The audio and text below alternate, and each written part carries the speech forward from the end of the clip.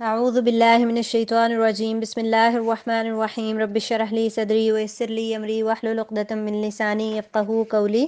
سورہ بقرہ آیت نمبر 211۔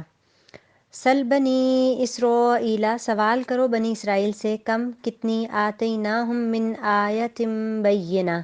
آتیناہم دی ہم نے ان کو، من آیت بینہ کھلی نشانیوں میں سے، وَمَن يُبَدِّلْ اور جو کوئی بدل دے، نعمت اللہ اللہ کی نعمت کو، من بعدی اس کے بعد، ما جاءتہ کہ وہ آئی اس کے پاس، فإن اللہ تو بے شک اللہ تعالیٰ، شدید العقاب سخت عقوبت یعنی سزا دینے والا ہے، عذاب دینے والا ہے۔ زینہ زینت دی گئی، للذین ان لوگوں کے لیے، کفروا الحیات الدنیا جو کافر ہیں ان کے لیے دنیا کی زندگی،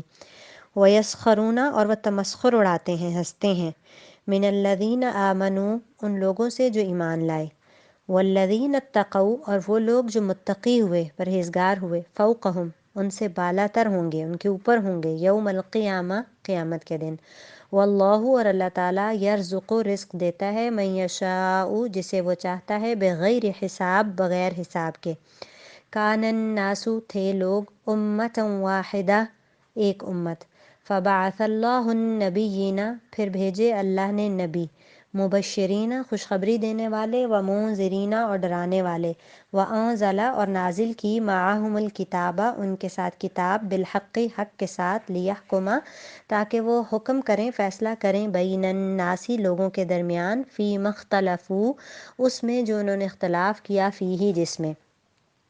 وَمَا اخْتَلَفَ اور نہیں اختلاف کیا، فیہ اس میں، إِلَّا الَّذِينَ مگر ان لوگوں نے، اوتوہ جن کو یہ دی گئی تھی، من بعد ما اس کے بعد، من بعد ما جاءتہم البینات کہ آ گئیں ان کے پاس واضح نشانیاں، واضح حکم، بغیم بینہم بغاوت کرتے ہوئے، ضد کرتے ہوئے آپس میں، فہد اللہ الذین پس ہدایت دی اللہ نے ان لوگوں کو، آمنو جو ایمان لائے، لما اختلفوا فیہ اس میں جو انہوں نے اختلاف کیا، من الحق حق سے، باذنہ اپنے اذن سے، یعنی ایمان والوں کو اس سچی بات پر جس میں انہوں نے اختلاف کیا تھا اپنے اذن سے ہدایت دی۔ واللہ اور اللہ، یہدی ہدایت دیتا ہے، من یشاء جسے چاہتا ہے، الی صراط مستقیم سیدھے راستے کی طرف۔ تو آیت نمبر 211 میں کہا گیا، بنی اسرائیل سے پوچھو تو کہ ہم نے انہیں کس قدر روشن نشانیاں عطا کیں، اور جو شخص اللہ تعالیٰ کی نعمتوں کو اپنے پاس پہنچ جانے کے بعد بدل ڈالے، وہ جان لے کہ اللہ تعالیٰ بھی سخت عذابوں والا ہے۔ بنی اسرائیل کو نشانیاں دی، جیسے موسیٰ علیہ السلام کا عصا تھا جس کے ذریعے جادوگروں کا توڑ کیا، سمندر میں راستہ بنا، پتھر سے 12 چشمے جاری کیے، بادلوں کا سایہ، من و سلوہ وغیرہ، اللہ تعالیٰ کی قدرت کی نشانیاں تھیں، حضرت موسیٰ کی صداقت کی دلیلیں تھیں، لیکن یہ سب کچھ دیکھ کر بھی انہوں نے اللہ تعالیٰ کے احکام سے اعراض کیا، منہ پھیرا۔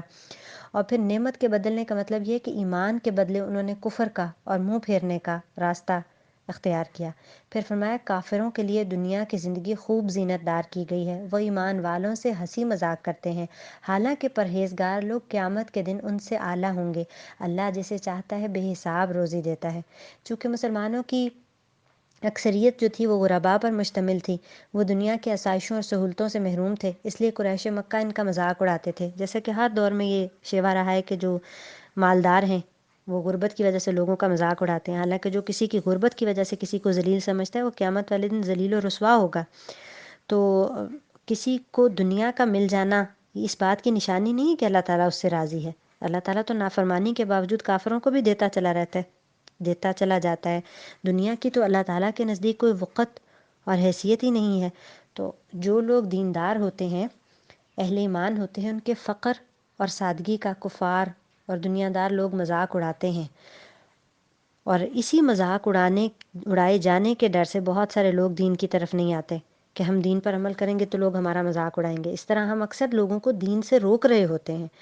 تو جو لوگ مذاق اڑاتے ہیں ان کا ذکر کر کے فرمایا جا رہا ہے کہ قیامت والے دن یہی فقراء اپنے تقوی کی بدولت بلند و بالا ہوں گے، اور بے حساب روزی کا تعلق آخرت کے علاوہ دنیا سے بھی ہو سکتا ہے، جیسے صحابہ کرام پر چند ہی سالوں میں اللہ تعالیٰ نے ان پر فتوحات کے دروازے کھول دیے، اور سامان دنیا اور رزق کی بھی فراوانی ہو گئی۔ پھر فرمایا، دراصل لوگ ایک ہی گروہ تھے، اللہ تعالیٰ نے نبیوں کو خوشخبری دینے والا اور ڈرانے والا بنا کر بھیجا، اور ان کے ساتھ سچی کتابیں نازل کی۔ لوگ ایک ہی گروہ تھے، یعنی توحید پر تھے۔ حضرت آدم سے لے کر حضرت نوح تک 10 صدیوں تک لوگ توحید پر تھے، اور اسی کی انبیاء تعلیم دیتے رہے نا۔ تو پھر لوگوں نے اختلاف کیا، یعنی اس کے بعد شیطان کی وسوسہ اندازی سے لوگوں کے اندر اختلاف پیدا ہو گیا اور شرک وغیرہ عام ہو گیا۔ تو پھر کیا ہوا، اللہ تعالیٰ نے نبیوں کو کتابوں کے ساتھ بھیج دیا تاکہ وہ لوگوں کے درمیان اختلافات کا فیصلہ حق اور توحید کو فیصلہ کریں اور حق کو واضح کریں اور توحید کو واضح کریں۔ تو کہا کہ ہم نے ان کے ساتھ سچی کتابیں نازل کی تاکہ لوگوں کے ہر اختلافی امر کا فیصلہ ہو جائے، اور صرف انہی لوگوں نے جنہیں کتاب دی گئی تھی اپنے پاس دلائل آ چکنے کے بعد آپس کے بغض اور عناد کی وجہ سے اس میں اختلاف کیا۔ یعنی اختلاف ہمیشہ حق سے انحراف کرنا، حق سے منہ موڑنے کی وجہ سے ہوتا ہے، اور یہ کیا اس کی وجہ ہوتی ہے؟ بغض، عناد، یعنی جانتے پوچھتے پھر لوگ نہیں مانتے اپنے بغض کی وجہ سے۔ اس لیے اللہ تعالیٰ نے ایمان والوں کو اس اختلاف میں حق کی طرف اپنی مرضی، اپنی مشیت سے رہنمائی کی۔ یعنی جیسے اہل کتاب نے جمعہ میں اختلاف کیا، یہود نے ہفتے کو اور نصارہ نے اتوار کو اپنا مقدس دن قرار دیا، تو اللہ تعالیٰ نے مسلمانوں کو جمعے کا دن اختیار کرنے کی ہدایت دے دی۔ انہوں نے حضرت عیسیٰ علیہ السلام کے بارے میں اختلاف کیا، یہود نے ان کو نہیں مانا، ان کی والدہ پر بہتان لگائے، اس کے برعکس عیسائیوں نے ان کو اللہ کا بیٹا بنا دیا۔ اللہ تعالیٰ نے مسلمانوں کو ان کے بارے میں صحیح موقف اپنانے کی توفیق دی کہ وہ اللہ کے پیغمبر اور اللہ کے بندے ہیں۔ تو اللہ تعالیٰ کہتے ہیں کہ اللہ تعالیٰ نے ایمان والوں کو اپنی مشیت سے ان کی رہنمائی کی، ان کی رہبری کی، اور اللہ جس کو چاہے سیدھی راہ کی طرف رہنمائی کرتا ہے۔ ہدایت اللہ تعالیٰ کے اذن سے ملتی ہے۔ اور پیچھے جو اختلاف کی وجہ کیا بتائی گئی کہ وہ آپس کی ضد، اپنے آپ کو اہمیت دینا، حق بات کو اہمیت نہ دینا، اور اللہ تعالیٰ نے اختلافات کرنے کے لیے انبیاء بھیجے تھے، اور اختلاف کی بنیاد کیا تھی؟ شرک، اور اتحاد کی بنیاد کیا ہے؟ توحید۔ اور اللہ تعالیٰ اپنے اذن سے اہل ایمان کی رہنمائی کرتا ہے، اسی وجہ سے آپ نے فرمایا کہ میری امت کا ایک فرقہ ہمیشہ حق پر رہے گا حتیٰ کہ قیامت آ جائے۔ اور صحابہ نے جب پوچھا تھا کہ وہ کون سا ہوگا، تو فرمایا جس پر میں اور میرے صحابہ کرام ہیں۔ تو حق پر ہونے کی دلیل کیا ہے؟ کتاب و سنت کو تھامنا بغیر تعصب کے۔